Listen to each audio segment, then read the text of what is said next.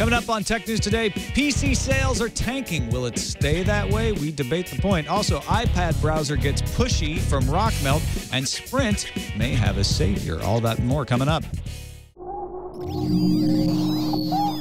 Netcasts you love. From people you trust. This is Twit. Bandwidth for Tech News Today is provided by Cachefly at CACHEFLY.com.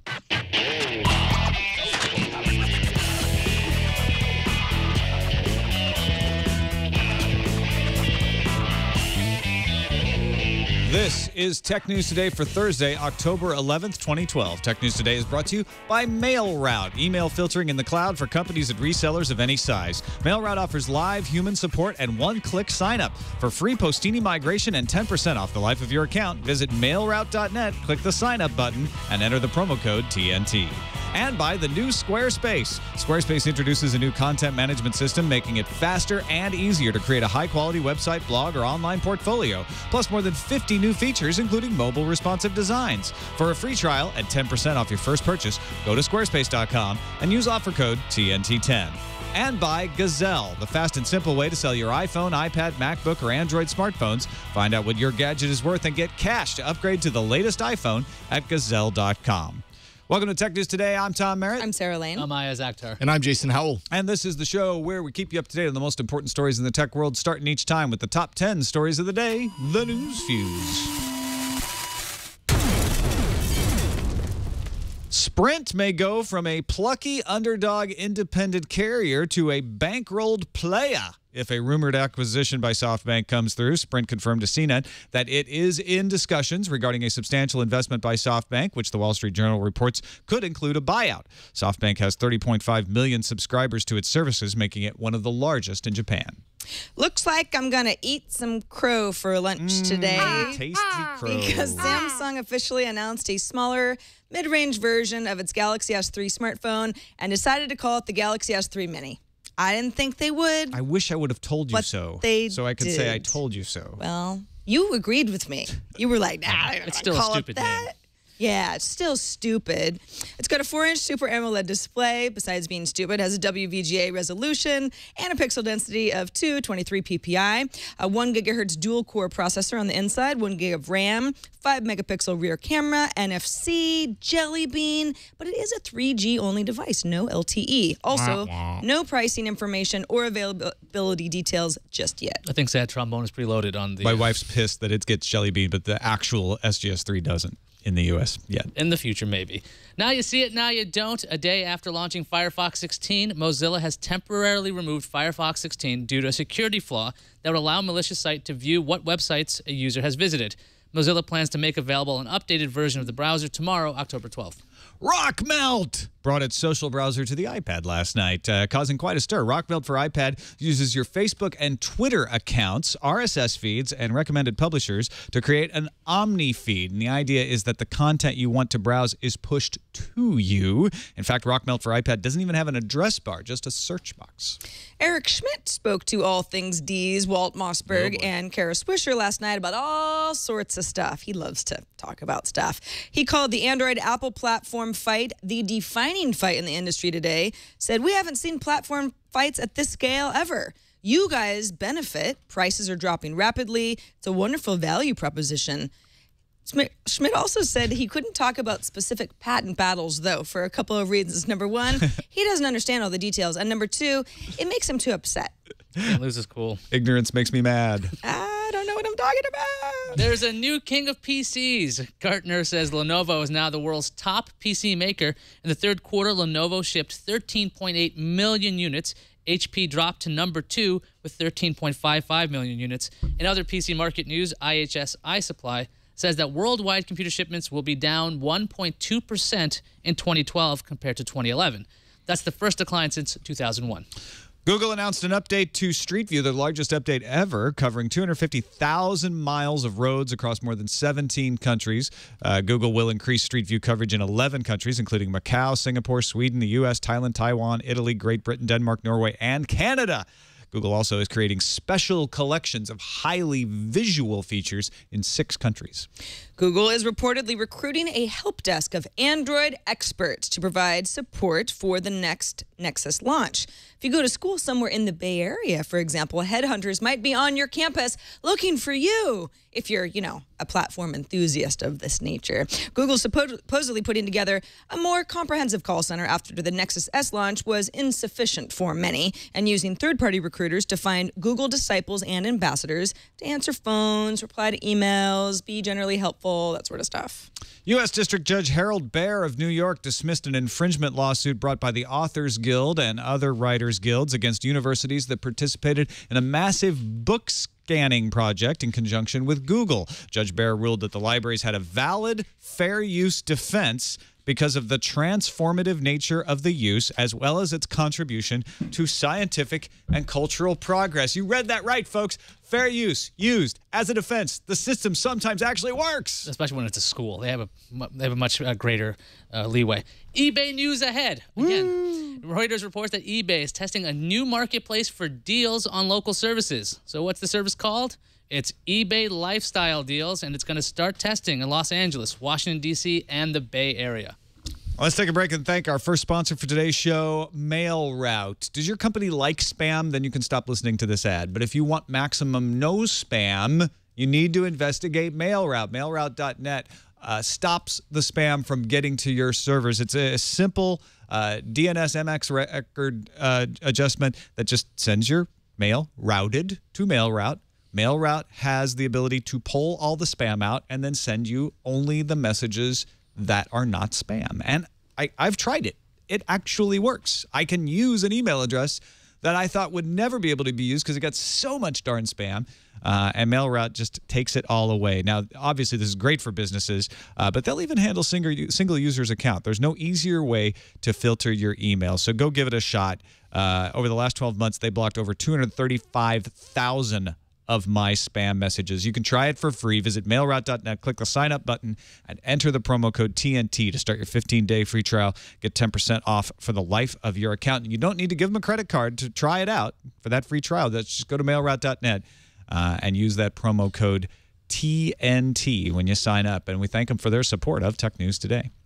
All right, let's bring in Ewen Rankin of British Tech Network. Welcome back to the show, Ewen. Hey, it's good to see you not down in the tube station again, but thanks for doing that time. That was fun. No, that was great. It's still fantastic as well, and it's carried on right after the Olympics, so it's we're laughing. Yeah. Do you sometimes go down there just to use the really good Wi-Fi?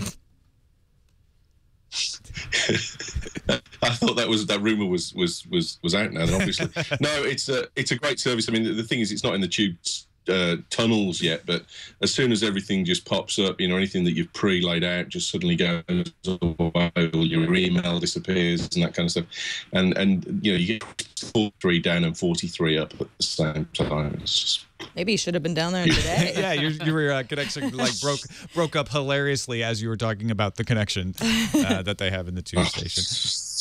Hopefully Skype smooths out. It was fine until Jason pressed start. Yeah, I know, right? That's usually how it goes. Yeah. Skype knows. They watch because they have that set. No, I'm just kidding. Let's start talking about that Sprint Nextel acquisition, where Sprint is like, oh yeah, we're talking to him, and SoftBank's like, we don't speculate. This is a fun story this morning. Wall Street Journal reporting that SoftBank is looking to acquire Sprint Nextel for $12.8 billion, and SoftBank issues a statement saying, quote, "The story about SoftBank and Sprint Nextel Corporation being reported is based on speculation. We have not announced anything. We do not comment on speculation." They definitely didn't. That's not a denial. That's not a denial. But Sprint said, oh, by the way, this is from Sprint. Sprint today confirmed that it is currently engaged in discussions with SoftBank regarding a potential substantial investment. Oh, yeah, those guys? Yeah, we love those guys. So the thing is, Sprint stock jumped like crazy when this news was reported. The reports were out there. SoftBank's just like, hey, what's going on? You guys are not supposed to be talking about this yet. It looks like SoftBank, like you said, Tom, has 30.5 million subscribers in Japan. It's the number 3 carrier in the country. And Bloomberg reported that Sprint's counterbid on Metro PCS, that's been rumored around, is on ice right now. They're kind of looking at their options. Like, maybe we could get bought, but maybe we could get bought. Yeah. And then get some SoftBank cash. Oh, that whole Nextel thing. And meanwhile, we have PCS. this great piece from an analyst from Oppenheimer saying that all the 5 smaller wireless companies will merge in the long run. Sprint would buy Leap, then merge with T-Metro PCS, as I call them. T-Metro. And Clearwire. So something's going to happen in the United States mobile space. It might be a significant investment from SoftBank to Sprint, which could change a lot of things because they've been kind of struggling a bit, but an investment could be a big deal. Well, and when you look at it, Deutsche Telekom sort of slowly backing away from the U.S. market, conceding that AT&T and Verizon pretty much dominate it. Interesting to see SoftBank, which is a top 5 company in Japan, as far as carriers go. SoftBank does a lot of stuff. I used to be a SoftBank employee, actually, because they owned Ziff Davis, which owns ZDTV. So it's they're kind of an amorphous company. They dip their toes into all kinds of things. But it's interesting to see a company that large saying, maybe we should snap up Sprint. I think it would probably be done not because they think Sprint is a great bet for a business, but they don't think it's a bad bet for a business, and they want the scale that Sprint provides them as far as being able to purchase telecom equipment, et cetera, et cetera. That's the way SoftBank thinks. They think in a global manner like that.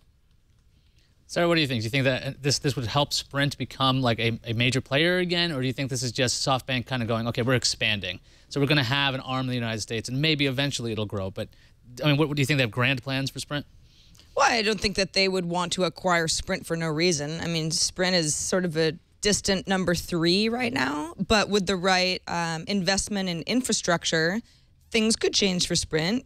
Doesn't seem to be able to do much of anything on its own. Sprint, Sprint stays alive, right? But and it has some really attractive deals for customers. But again, the network isn't as widespread as the bigger guys, the competitors. Certainly, if you want to compete with something like Verizon, you need more money. SoftBank has the money to buy Sprint. It's got, they've got some sort of a roadmap plan, or they wouldn't do it. So, sure, why not? Let's merge. I wonder if this is going to get any other companies interested in buying Sprint. $12.8 billion. Yeah. Google could buy it with the money on their couch. Apple could buy it with anything. I mean, this is actually pretty low valuation for a company this large. Yeah, but it's an entirely different business for them to get into, although Google's done that with Motorola, right? Ewan, what's your perspective on this? Obviously, you're not going to be a Sprint user anytime soon. No, we haven't got Sprint, so that it puts me as dispassionate straight away.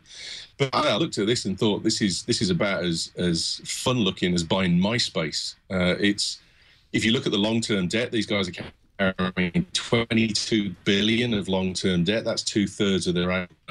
They're not a great company on the face of it. What the value's got to be, surely, and I don't know how this works in the States compared to the to operate telecoms over here. So the purchase of the license is the big buck. The subscribers is big bucks. There's 20 million more subscribers there for them than they've currently got in their own market in Japan. The spectrum as well, because they had that 4G spectrum, didn't they? And I don't know about the US, but that's pretty expensive over here. You start selling off spectrum, that's when the big bucks start rolling in. So I think they want this for the license, they want the base, they want the possibility of expansion, but no, the value. The way it sits in the numbers, it doesn't have a great deal of value, I don't think. Yeah, not to that level. Well, SoftBank may not care. They may just say these are some assets we want to throw into the mix.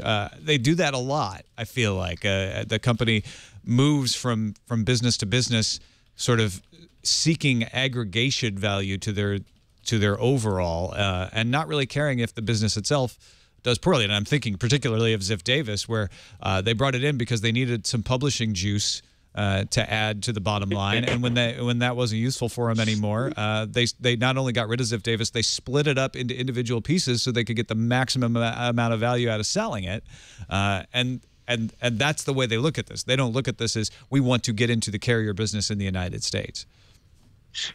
But the thing with Sprint is their market cap at the moment, 17 billion. I saw a story floating around early today where the purchase price was going to be 19 billion. You aren't going to buy this firm for those kind of figures and break it up and make that much of a profit on it. I think it's perhaps as a stronghold to then begin pressing as a carrier within the US. No, I think you're right. It's not. They're not going to flip it. They're not just going to buy it and chop it up straight away. It hasn't got that much money in it. Yeah, they're going to extract some value out of it first. Eric Schmidt talking to All Things D yesterday, which I guess means it's Schmidt, my chairman, says, right? Yeah. Eric Schmidt talks.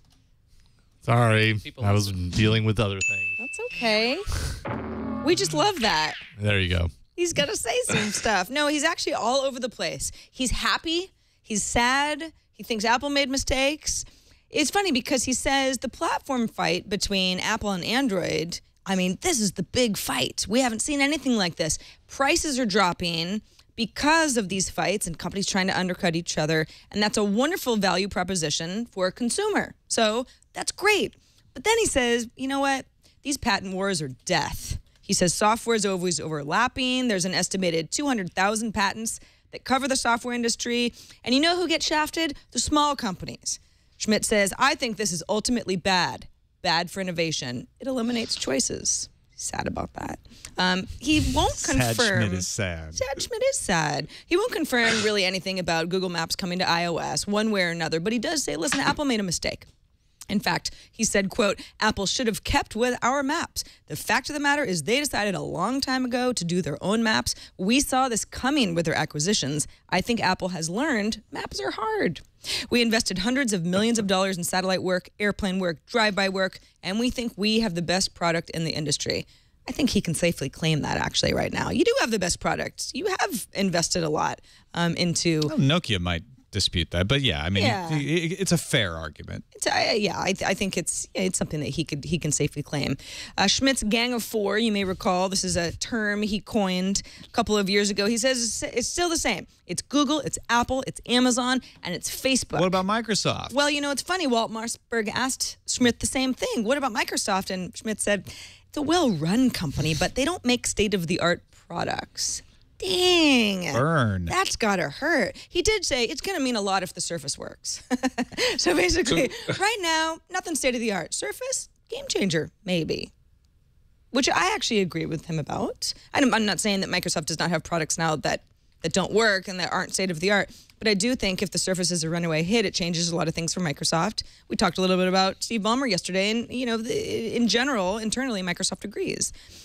They also asked him, hey, Eric Schmidt, if you could be the CEO of just any company, pie in the sky, what would it be? And he gave sort of a long, rambling answer and said, I was on Apple's board. I'll always have a soft spot for them. I was very good friends and very close to Steve Jobs. We miss him dearly. Jeff Bezos has made some remarkable moves. And again, Facebook has 1 billion users. And they said, no, but seriously. And he said, Apple, it has the most cash. That's a good way. That's a good reason to pick one as any. Okay, so the two that stick out to me here. One is him leaving Microsoft out of the Gang of Four, which that's kind of an old argument, an old discussion, and I think.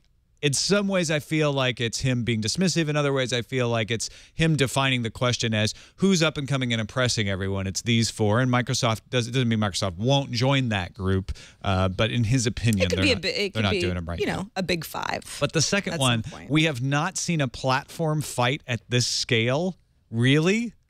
Like the Windows OS 10 battles of the 80s, 90s, and now. Yeah. Well, I think that's somewhat of a fair statement because it's like, what, 90-10 right now still with Windows dominating entirely. Right now it's like a 50. But it wasn't always. Right. The thing is, iOS had a huge market share. Android chipped away until it became the dominant platform of over 50%. That's the story of Windows. The thing is, I don't know if it's ever going to hit 90, but the thing is, you keep going back and forth because Apple's up in the game with their phones. And the thing is, you have so many different manufacturers of Android phones that I guess things are getting cheaper, but like those Android phones, like the Mini, where they threw out the 3G, like they kept a 3G radio in it instead of LTE. It's like, yeah, I guess consumers kind of win because you get more devices, but they're not the state of the art either. Ewan, what did you think of that platform fight? Yeah, this is VHS, beta, and Laserdisc, but I think he's a bit wrong on Microsoft. Microsoft, I think, have lost their way in terms of the fact that they're not focusing on what their key area is, which is the OS. They've had an OS that, if they're saying they're not innovative, they're not cutting edge, well, there's power stations all over the world are going to go down if they suddenly decide to stop working. It's not going to happen. I think that the one thing I take issue with him with is that the patent system and the copyright systems in all countries in the Western world is utterly broken. And the prices are dropping is a bit of a misnomer, because the trouble is that large companies are using the court systems to sort out their problems, and the court systems are racking up huge bills that no one else is settling, because these are public areas where you can register your claim and you have a right to fight your claim out. And unless cost gets awarded, the costs are pretty negligible anyway against the total cost of running that building. And Germany is paying a fortune to sort out Samsung and Apple. Britain is paying a fortune to sort out Samsung and Apple. And it's coming out your tax in the back door. It might be coming low products, but it's costing your nation an awful lot of money. And what needs fixing is the system. And that's not what he said there. And it's to being chief exec of Apple. He's got to get in line. I'm next. I think he's got a lot of people trying to get in that line as well. Well, always fun to hear Eric Schmidt talk, but let's get down to some brass tacks. Let's get down to some numbers, because one of the problems that Microsoft faces is a declining PC market. Of course, Windows 8 is expected to juice those numbers back up, but it's not looking hopeful with the stuff that just came out. Gartner says last quarter, shipments of PCs dropped 8.3% year over year and only rose 2.5% from Q2. They had expected a smaller drop year over year of 2.1% and a bigger gain as we go into the back-to-school season of 9.4%. Now, granted, Windows 8 hasn't launched yet, so some people may be holding off on a purchase decision because of that. It's not coming out till the end of October. But the only PC makers to grow in the last quarter were Lenovo and Asus, according to Gartner. Gartner has Lenovo taking the top spot from HP. Now, IDC still has HP on top, but of course, HP makes a lot of workstation sales, and IDC counts those workstation sales. Gartner does not. So there's a little bit of a difference there, saying Lenovo's doing very well. They're maybe not selling as many units into the enterprise right now, but that part of their business is also growing. So even if they're not in front of HP, according to IDC now, it looks like they're going to catch them soon. Gartner also said U.S. shipments of PCs overall dropped 13.8%. IDC pegs that number at 12.4%. Again, only Lenovo increased their shipments in the United States last quarter. Lenovo saw kind of a Yeah, go ahead, Ewan. Sorry, Tom. I was going to say, is that kind of a halo effect, perhaps, though, from previous enterprise sales? I mean, from the ThinkPad through to the Lenovo, there's a lot of people using it. And from what I've heard of people using it in businesses that I go to, they like it. They think it's a good computer. They think it works functionally. It doesn't crash out. They've not got blue screens of death regularly. And people are perhaps buying that now that the price is reasonable in the private market as well. Yeah, it could be, although HP arguably should get that same halo effect, but they're not. And maybe it's because of what you said. Only if it's good. Maybe it's because they're using HPs in the workplace. It could work. That can cut both ways, definitely. Next quarter, JP Morgan analyst Mark Moskowitz says that tighter budgets are delaying migration from Windows 7, so he doesn't expect Windows 8 to bring these numbers back up as much as maybe people would hope. And consumers buying smartphones and tablets means they're not spending their money on PCs. IHS iSupply even says back-to-school sales are going to be a bust. Farther down the line, IHS iSupply says the market will total about 348.7 million units in 2012, which is down 1.2% from last year. And JP Morgan says their shipment forecast, which is just for 0.1% growth this year, may be a little aggressive. So given all of these numbers and this doom and gloom, where do you think the PC market is going? Is this the shift that we've been hearing about? Is this where post-PC really comes in? Are we seeing the post-PC effect? I mean, it could just be the different form factors. And we have this weird, waiting period, right? We have Windows 8 coming out. We have these strange form factors that are coming for Windows 8. We have the Ultrabook push in the beginning of the year and last year. So there's this market of, what exactly is a computer anyway? Mm-hmm. We got yoga laptops now. Yeah, they just flip and they twist and they turn. I mean, I could see this. I mean, I could see HP bumping back up to #1 because one of the things that they've done under Meg Whitman is they've standardized their machines. This is something Lenovo did for a long time. I mean, they did when they bought their business from IBM. Those machines were standardized. Whitman noticed that the power buttons were located in different areas on different HP machines, depending on whether it was from the consumer line or enterprise. They had this bizarre inconsistencies. She wanted to eliminate that. So I'm like, that could make the HP experience more consistent, and people could have that halo effect. But I just think that, all the form factors have changed, and the things you can do on a phone are just so great that there's very little reason to carry around a laptop unless you're doing something dedicated or you want a giant screen. So, I mean, it's just a fundamental shift in the way people use computers. And there's not as much money. I think it feeds off itself, right? There is an economic problem. There's not enough money going around to spend on a lot of things, and you now have more form factors to choose from.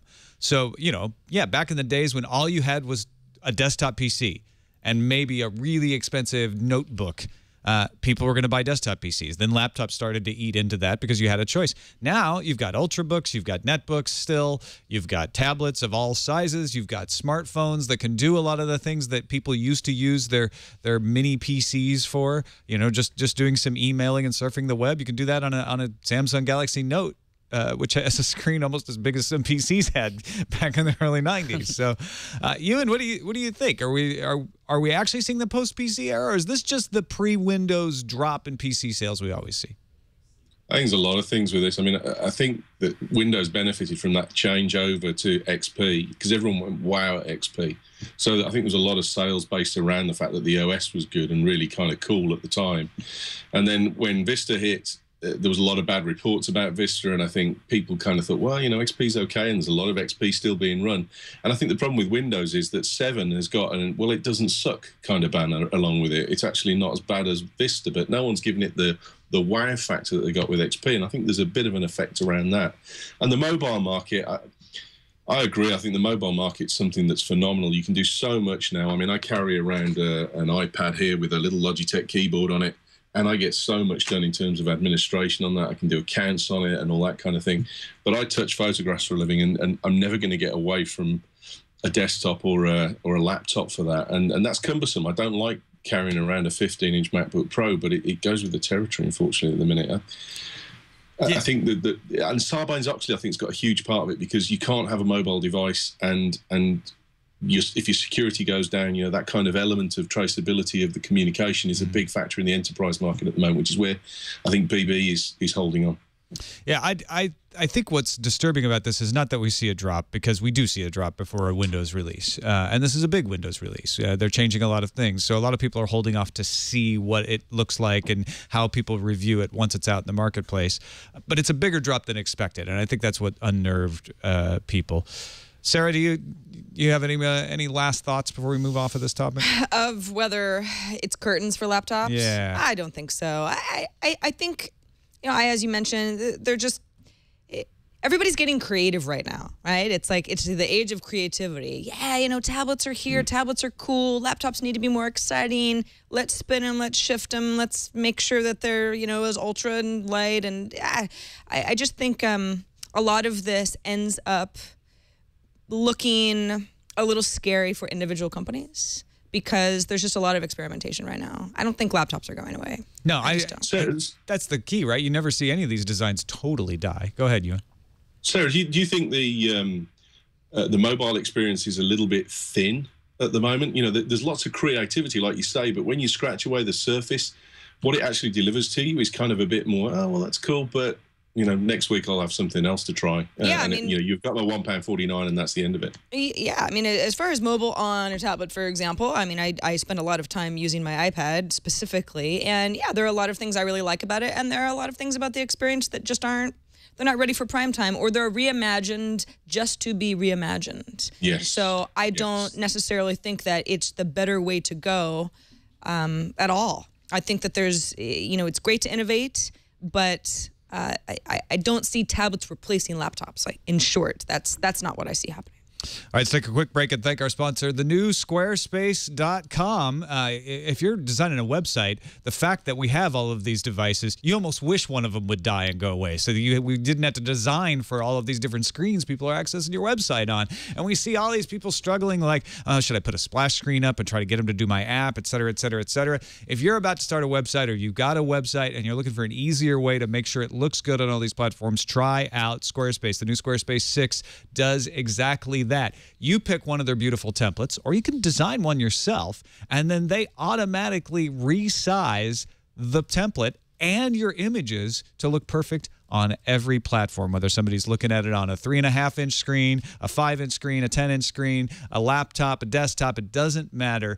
Squarespace has beautiful and customizable templates that allow you to focus on the content the message that you want to say. Put up your photos, make your gallery, make your portfolio, and then Squarespace does the hard work of making sure your website is up and reliable and making sure it's served, making sure that it looks right, resizing your images, resizing your templates, all of that. That's what they call their mobile responsive design. So go check out Squarespace. You can import your blog, try out their plugins. They've got all kinds of great social plugins for Twitter and Flickr and things like that.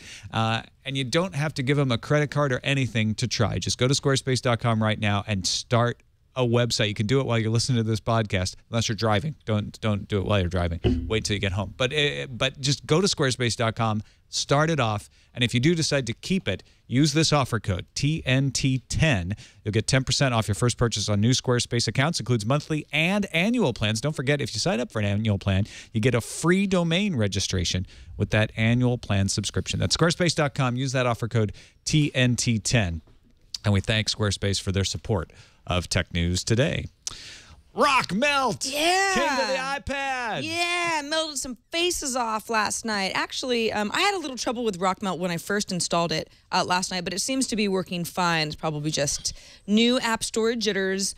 What Rockmelt is, and you might be already familiar with it because it's been an alternative browser for some time. In fact, it had about 1.7 million registrations in January. It's up to 4 million registrations now. Rockmelt says, yeah, they've got pretty good numbers. Their active users are spending 7 hours and 15 minutes to be specific per day on Rockmelt. Users were clicking Rockmelt links 27 times per day, and what they had found was that people didn't seem to be doing a lot of searching or entering of URLs, which was interesting for Rockmelt as a browser. They say, all right, well, let's give people what they already seem to want when they build this iPad app. So that's what we've got here. I've actually got it running. Yeah, I'm not Jason, getting the AirPlay feed yet. You're not? Yeah, it was, and it's gone away. Let's see. I don't know if maybe this. Marion somehow There we go. decided to turn off. Now it's back on. So this is Rockmelt. This is my version of it, which is going to look different than yours because I have it connected to my Facebook friends. So right off the top, I'm going to see stuff that people that I'm connected to on Facebook are liking and reading, that sort of thing. But I can also add a variety of my own areas. So I've got a variety of categories here that I can say, yeah, I want to have more of this. I want less of this. Something like, I don't know. That's something that I don't want. Okay, like paparazzi, for example. I can go to the paparazzi area. I can see, this doesn't really seem like, something I'm interested in. So then I go into edit and I get rid of paparazzi. I'm not going to see anything like that anymore from people that I follow or from the category itself. Now, if I decide to, let's get out of there. Let's get back to an article that's actually going to be relevant to me. So, okay, we're looking at the Droid Razr HD. This is a story from The Verge. If I click on it, we get it full screen. It's very nice. Okay, that looks good. If I want to get out of the article, I just go ahead and pinch. I'm back to my normal screen. If for some reason I say, ooh, I really want to read about this First Diamond Planet, but I don't have time right now, I can go ahead and swipe to the, ooh, do I? Is that how you do it, Sarah? You gotta pick a story, then swipe to the right. Oh, you gotta swipe to the right after you pick a story. Mm-hmm. Then you can see, I'm so used to iPad today that I think that you guys can see my finger, but you can't because it's actually AirPlay mirroring. In the notifications area on the right-hand side, I've got a bunch of articles that I've saved. In my notifications area, I see people who are finding me on Rockmelt that I can follow back. That's Rob Hayes, he's a friend of mine. So I just followed you from that same screen. Yeah. Well, isn't that nice? Thank you very much. I hope that I keep you happy. Now, for something like this, okay, watercolors on something called Lookbook. Okay, I don't really have anything against this, but it's just not really what I want to be reading about. If I go ahead and click the little arrow in the bottom right, I can go ahead and say hide this story. I won't see that story anymore. So it's, again, Rockmelt kind of getting more, knowing me better over time. And I go ahead and refresh. Any refresh stories end up opening at the top of the page. My initial reaction was, wow, this looks pretty cool. There's a lot of stuff going on here. There's a social aspect to it, and I can customize it to make it my own. But it's not so dissimilar than a well-groomed RSS feed reader. When I started using it this morning, I was like, this is kind of like a really fancy Flipboard. Yeah, that too.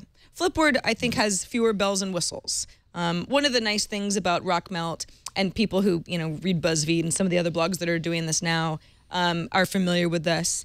I can go ahead and read an article, and then I can say down in the bottom right, if you scroll down, I can say something like, "Oh, that was a good article," or "That was weird," by saying WTF or I'll go ahead and say Then Tom will now see that in his feed because he is following me on Rockmelt that Sarah had some activity and decided that she wasn't sure what to think about this article or say LOL or don't lie. Sarah, what do you think the learning phase is on this? I mean, are you thinking it's getting better, it's getting more intelligent as it goes, or are you seeing any track or change at all in it? Well, after playing around with it for less than 24 hours, it's hard to say how smart it actually is, but that's certainly one of the points of it. One of the things I mentioned was that Rockmelt said, our users really aren't doing a lot of searches, but that is something you can do within Rockmelt. Here's what's sort of strange about it, though. If I go ahead and search for Twitter, right? I would assume I would get a bunch of Twitter results that are pertaining to articles about Twitter, but instead I get kind of weird Google searches here. I have a result for Twitter search itself, for Twitter Bootstrap, and so if I go ahead and click Twitter, the website, then I go to Twitter's homepage, but that's not really what I was looking for. So that's a little confusing to me. But it is a browser after all. Yeah, I think the thing that this has got to do to take over is really, really become intelligent. I mean, at the moment, I use Slick RSS on Google for Chrome for all the stuff I do for the tech shows. And if I want to go past something, I just got to scroll past it and it's gone. Whereas with this, I've got to make a positive action, say I don't want this anymore, or I've got to take the time to get to the bottom of it and rate it.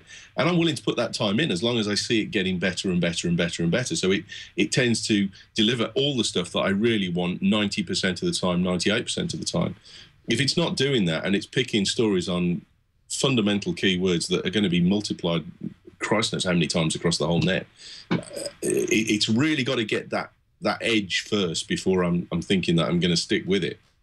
And by the way, just to point this out, I searched for Twitter. If I then search for Twit, our network, which in a Google search would just be the top result, twit.tv. Twit is in here, but it's a Google search. It's like it gave me a result for a Google search result, which is a weird middleman that I would never choose to use this as my number one browser if I was pressed for time and searching for things and I just want relevant stuff to show up at the top. Sarah, when you're saying something like, reimagining for the sake of reimagining, that's what this thing feels like to me. It's like, we have these really snazzy animations and things come up in tiles. Yeah. It's like, okay, that's great. But what am I trying to do? I'm trying to get content for my friends. Like, that's what I use Twitter for. It's what I use Flipboard for. If you want to do it in this variant, it's not like, it doesn't seem like there's a heck of a lot that's different. Other than the fact, if I want to see if you to something or LOL'd, I have to use Rockmelt for that. I can see people enjoying this if they haven't tried other things, but like this is just, it's a snazzy tiled RSS reader. Yay! How did I end up following everyone who works at Rockmelt either? What did I do? And I can't figure out how to unfollow them now either. Well, that is sneaky, isn't it? I was wondering why I was following so many people. Because I'm getting all of these people in my, like Tim Howes and Eric Bella Vishria. John Bernoth likes. Oh, they work at Rockmelt. And I'm following 62 people. I have no idea how. That's a little weird. Yeah, they love to do that. I'm following 83. I don't even know 83 people. Well, that's not true. Real quickly, because we are starting to run a little bit long. Marco Arment's got a new app as well today. Yeah, he does. It's called The Magazine. It's very interesting. He pretty much says, listen, I am a tech lover. I'm interested in things like mobile, tablets, great PCs, photography, publishing, music. All these things have a tech spin, and I want to create a magazine that's for not just about technology, but for tech lovers. This is actually the first issue. The iOS app, although he says the best experience is on the iPad, is called The Magazine. And it's not free. It's going to be $1.99 per month with 4 new articles delivered every 2 weeks. So you can kind of think of it as $1 an issue. This first issue is something that you can get for free because you have 7 days of a grace period before you start getting charged. That's got some great articles. Guy English, Jason Snell, Alex Payne, Michael Lopp. He's got a little bit of an explainer that tells people what he's going for. You might know Marco Arment of being an extremely well-versed developer. He's the creator of Instapaper, formerly ran the technology arm of Tumblr. and is a podcaster and very vocal about a variety of things. Recently, he was extremely vocal about wanting to support app.net, for example. And he kind of said, listen, I want to create this, but he's saying, much like Louis C.K. did, where he said, I don't need any radio promotion to promote my show. Let's see how this goes online. And he ended up doing very well. He said, it's a lot like that. I hope that this ends up working, but if it doesn't, if I don't make a profit in 2 months, I'll just shut the whole thing down. It's just an experiment. Yeah, it's just an experiment. Yeah. And if Tom Merritt has written something on Subbrilliant 3 years ago, and it's a great article, no one's looking for that anymore. It's really, really buried. Why not submit it to the magazine? If it's a good article, I'll run it. And if you write something for the magazine, it gets published, you put it wherever you want within 1 month. It's fine. Just works the way the internet's supposed to work. Yeah, exactly. Yeah. There's not sort of this, well, I got to write for you, and there's not any details on compensation for writers, that sort of thing. But this is a guy who he's a very good developer. He said this whole thing was created by me. I made the app. I made the way that it looks. I'm responsible for the design. I rely on people to submit stories to the magazine. I will also write some stuff. And if this doesn't work, I'll do something else. All right. This is $2 a month for a blog. It's a very clever way of pitching $2 a month for a blog, and maybe there's $2 a month worth of value there. We'll see. He's also, Instapaper though is another model where people could say, well, you could do stuff like this for free, but people pay for Instapaper. Yeah. It's kind of this is the thing that people don't understand about the internet is people will pay for things that they don't have to. They do it all the time. Look at Kickstarter. You don't have to give money to a Kickstarter. You can wait and get a lot of that stuff like podcasts and things that are funded for free, but people do because they want to fund it, they want to make it happen. So I feel like that's the gamble Marco's making. He's like, how many people are willing to support me in this to make it work? I've subscribed, but it's got to get better to keep £1.49 a month out of me for this. Apple, on the other hand, is making a lot of money off patents. That's not how they make most of their money, but it was the only way I could lead us into yet another Apple patent story. Let's do that. It's today. slide to unlock. Now, here's the thing. You, Iyaz Akhtar, have been very good at explaining to me that the slide to unlock patent was very specific about sliding in a path from one point to another, and it was easy to work around. But now Apple has filed a continuation for their patent that says you don't have to follow that path. We have a patent on just going from one place to another. Yeah, the funny thing is somebody wrote this to me on Twitter saying, well, now your favorite argument is gone against this. Well, Apple's got a third patent. It's actually the third one. It's number 8286103 for those fans out there. This is how it works, okay? There's a couple of claims. It says it requires continuously moving the unlock image on the touch-sensitive display in accordance with movement on the detected contact, and also that the movement of the unlock image from the first location to an unlock region. So immediately people are freaking out like, oh, no, Apple's got everything. They have a lock on the slide to unlock. There's nothing anybody can do around it, and I'm here to bust that. All right. Thank really goodness. easy. Really easy. Here's some free stuff here.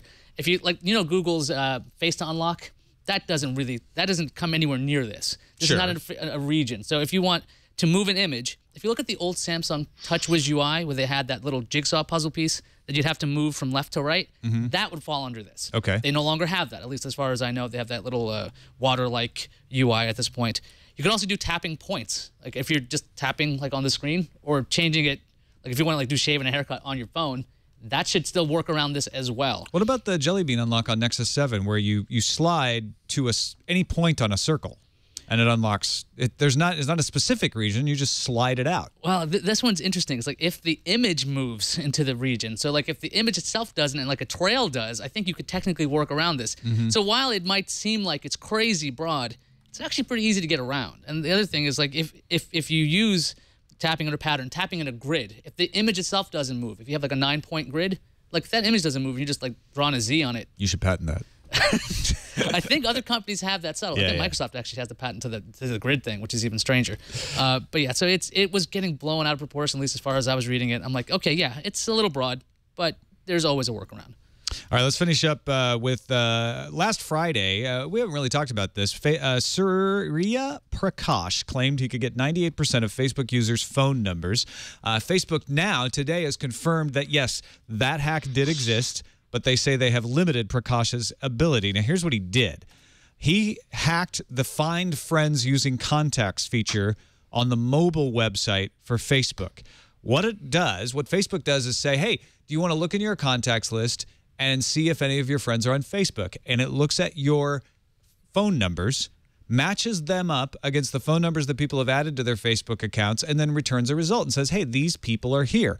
What Prakash did, which is a pretty simple hack, is said, well, let me just brute force that and put as many phone numbers as possible.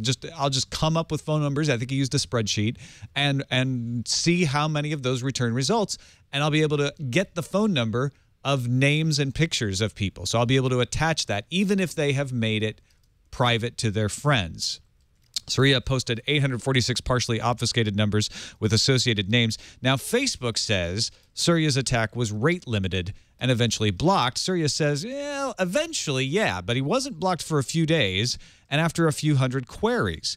Tyler Borland of Alert Logic thinks the rate limit has been tightened, but it might still be loose enough for harvesting to be achievable in small bursts over a few days. Here's the problem.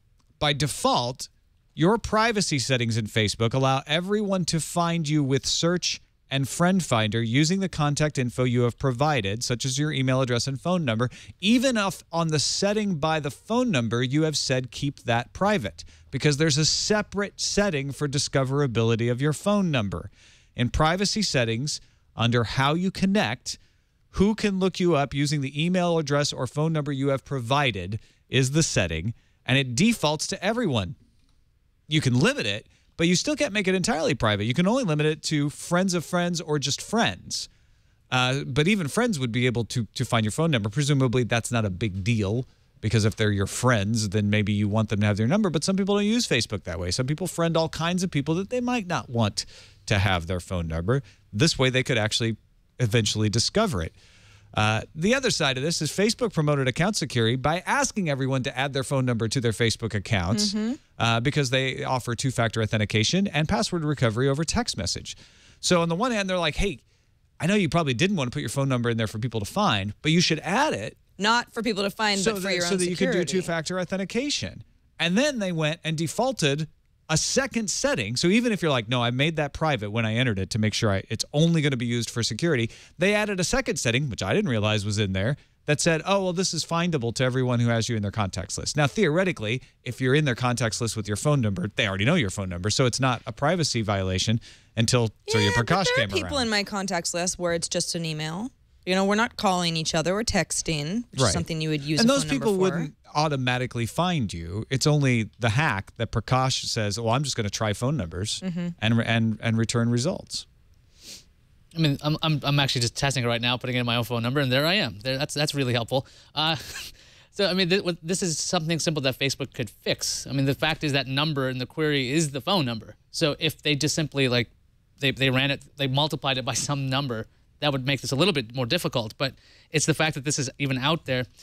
It goes back to the whole Facebook privacy issue. Does it really? Well, on the one hand, I get what Facebook is saying is like, well, you have to have the number in your contact list for this to work at all. And so we're not assuming that if your phone number is in someone's contact list, that's a problem. Otherwise, they wouldn't have your phone number.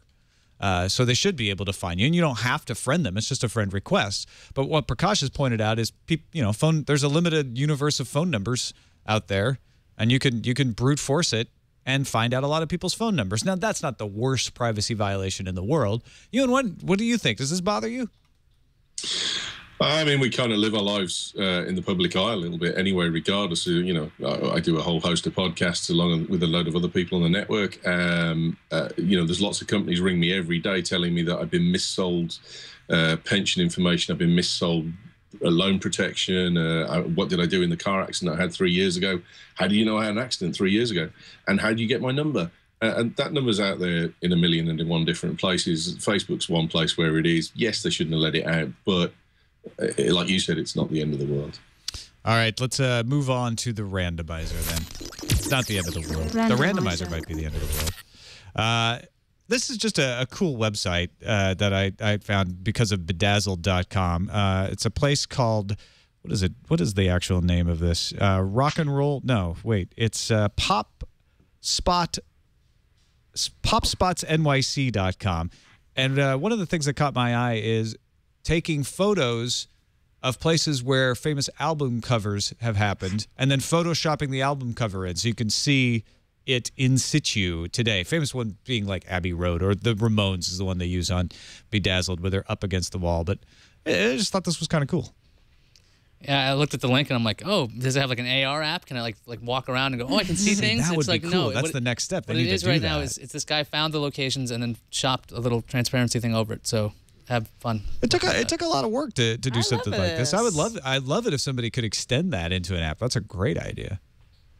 You know anybody, Ewen, that could do this? He's got 10 London and UK Popspots right there. I mean, if you got Photoshop or even Elements or something like that, fitting a scan of the album cover into a location that you've shot is not that hard, as long as you've shot the location in a way that's reasonably friendly to receive the album. But I think it's pretty cool. Yeah, I like this kind of stuff. They did one with films. Did you see the stills one that was in? I think it was on Petapixel this week, where a guy had taken famous scenes from movies and he was holding them up physically in the space where they were, and then took a picture of himself holding them up in exactly the right location. That's brilliant. Cool. Really, really good. This is going to be a lot easier in the future with all the geotag photos. Like, right. Okay, just put them right there. That's where that album was shot. Let's take a quick break and thank Gazelle.com. You want that new iPhone? Before you get the new one, make sure you sell your used phone to Gazelle for cash. Cash you can use to upgrade. The easiest, the simplest, the hassle-free way to sell your old gadgets for cash. Go to Gazelle.com. That's Gazelle.com. Tell Gazelle the condition. They'll even buy broken iPhones for cash. Get a risk-free offer for your gadget and lock in that quote for 30 days. Once you get your new iPhone, ship your old one to Gazelle. They'll even pay the shipping, and then you'll get paid fast by check or PayPal. Go to Gazelle.com now. Get an offer for your iPhone. Do it today because your iPhone may lose value every day that you wait.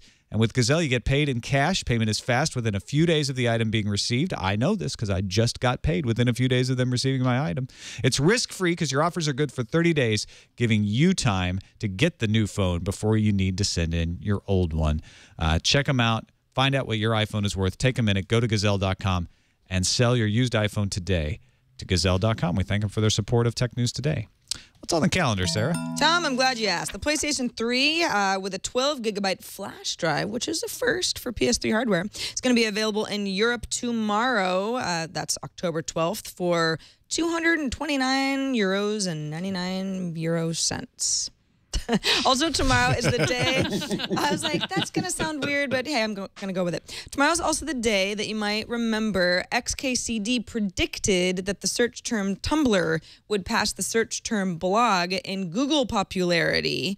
Now, it's not tomorrow yet, but if you look at the trends, it appears that Tumblr has had a very recent little drop-off. Now, he predicted this 6 months ago, and it was looking good. I mean, look at that rise. The blue line is Tumblr. Until he posted his...